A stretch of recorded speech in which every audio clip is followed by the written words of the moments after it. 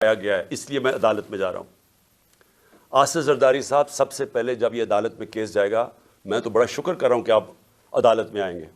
سب سے پہلے وہ آپ سے پوچھیں گے کیا آپ کی کوئی ریپوٹیشن ہے جو خراب ہوئی ہے، اس کو نقصان پہنچ سکتا ہے۔ ساری دنیا میں مضمون آپ کو دکھائیں گے پہلے کہ مسٹر 10% آپ کا نام رکھا گیا تھا، کہ ہر چیز کے اوپر پیسے بناتے تھے۔ سندھ کے لوگوں سے پوچھیں کہ کیا ظلم کا نظام آپ نے وہاں رکھا ہوا ہے۔ قرآن پہ ہاتھ رکھ کے بتائیں کہ آپ نے اب تک کتنے لوگ مروا چکے ہیں۔ وہ جج کا جو نام آپ کے اوپر آتا ہے، بتائیں نا لوگوں کو کہ آپ نے کیا کیا کیا اپنی ماضی میں، کس طرح کی دہشت پھیلائی ہوئی ہے آپ نے سندھ کے اندر۔ میں تو شکر کر رہا ہوں کہ میرے اوپر ہرجانہ کریں آپ۔ اور پھر کیا یہ جب میں کہہ رہا تھا کہ میرے اوپر حملہ ہونے والا، یہ جو جی آئی ٹی کی رپورٹ کے سامنے کہ ایک دینی انتہا پسند کے نام پہ مجھے قتل کریں گے، تو کیا کسی نے رائٹنگ میں دیا تھا کانٹریکٹ؟ مجھے پتہ چل ہی گیا تھا نا کہیں سے، تو میں اس لیے بول رہا تھا تب، اور جلسوں میں کہہ رہا تھا کہ کرنے والے ہیں۔ اس سے پہلے بھی ایک پلان بنایا ہوا تھا، یہ پلان بھی بنا تھا، تو کوئی مجھے رائٹنگ میں تو کسی نے نہیں کہا تھا کہ آپ ثبوت دیں جی۔ مجھے انفارمیشن ملی تھی تو میں نے کہا تھا، اور وہ ساری انفارمیشن ثابت ہو رہی ہے۔ یہ جو جی آئی ٹی میں کور اپ کرنے کی کوشش ہو رہی ہے، یہ طاقتور لوگ اپنے آپ کو بچا رہے ہیں، اس لیے وہ خوف زدہ ہیں کہ کہیں سچ نہ سامنے آ جائے۔ اور یہ جو آصف زرداری آپ نے جو گیم کی ہے، یہ ایک سپلنٹر گروپ ہے دہشت گردوں کا، اور میری انفارمیشن اتنی سالڈ ہے، وہ اتنی سالڈ ہے کہ وہ اس میں جو مجھے ڈیٹیلز پتہ ہے کہ کون سے وہ ایجنسیز کے آفیسرز اس کے ساتھ آپ کے ساتھ ملے ہوئے ہیں جنہوں نے پلان کیا ہے۔ پہلے تھا ایک قتل کا پلان ہے، اس کو میں نے جب 4 نام میں نے ٹیپ پہ ریکارڈ کر کے ملک سے باہر پہنچا دیے، مجھے کچھ ہوگا وہ نام آ جائیں گے۔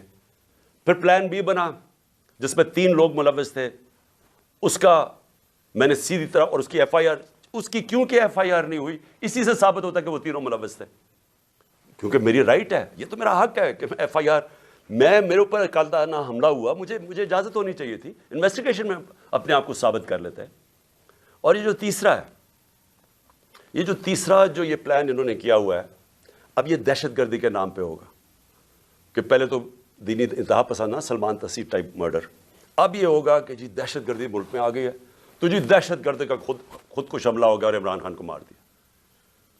میں یہ اس لیے ساری قوم کے سامنے لے کے آ رہا ہوں کہ آصف زرداری، آپ نے جو اربوں روپیہ اس ملک کا چوری کر کے باہر رکھا ہوا ہے، یہ قوم آپ کو معاف نہیں کرے گی۔ اس لیے میں نے کیا ہے کہ آپ پیسہ نہ انجوائے کریں، بعد میں یہ سمجھیں حملہ کروا دیں۔ اور وہ جو آفیسرز بھی ہیں، ان کا بھی مجھے پتہ ہے کون ملوث ہے ان کے اندر، اور اس لیے میں پہلے سے لوگوں کو آگاہ کر رہا ہوں، اور میں بڑا شکر کر رہا ہوں کہ اس آدمی کو میرے ساتھ عدالت میں کھڑا کرو۔ میں اس کی پوری کتاب ہوگی، اتنی بڑی کتاب ہوگی بتانے کے لیے کہ اس کے پاس ریپوٹیشن ہی نہیں ہے ڈیفینڈ کرنے کے لیے۔ آخر میں اپنی قوم کو میرا آخری پیغام یہ آج کی تقریر کا کہ دیکھیں، ایک ملک پھر سے یہ یاد رکھیں کہ ہم جس طرح جا رہے ہیں، یہ ملک ہم تباہی کی طرف جا رہے ہیں۔ کیوں؟ کیونکہ ہمارا ایک بہت بڑا، جب پاکستان بنا تھا، اس کے پیچھے ایک بڑا فلسفہ تھا، اس کے پیچھے قربانیاں تھیں، اس کے پیچھے ایک بڑی خواب تھی۔ اس ملک کو بنانے کے لیے ساری دنیا، مسلمان دنیا میں خوشیاں ہوئی تھیں۔ مجھے البینیا کا پرائم منسٹر ملا ایک دفعہ، اس نے کہا کہ ہم قائد اعظم کی تقریریں سنا کرتے تھے، اب وہ فوت ہو گئے، ہم ریڈیو پہ سنا کرتے تھے، اور نیلسن منڈیلا نے کہا کہ وہ قائد اعظم کی تقریریں سنتے تھے کیونکہ وہ سارے آزادی کی جنگ میں ملوث تھے۔ اور اس نے کہا کہ مٹھائیاں بانٹی گئیں البینیا کے اندر جب پاکستان بنا۔ یہ ساری مسلمان دنیا میں ایک ہوپ آئی کہ ایک ایسا ملک بنے گا۔ اس وقت سب سے بڑی پاکستان کی آبادی تھی مسلمان ملکوں میں، بدقسمتی سے ناانصافی کی وجہ سے ایسٹ پاکستان علیحدہ ہوا۔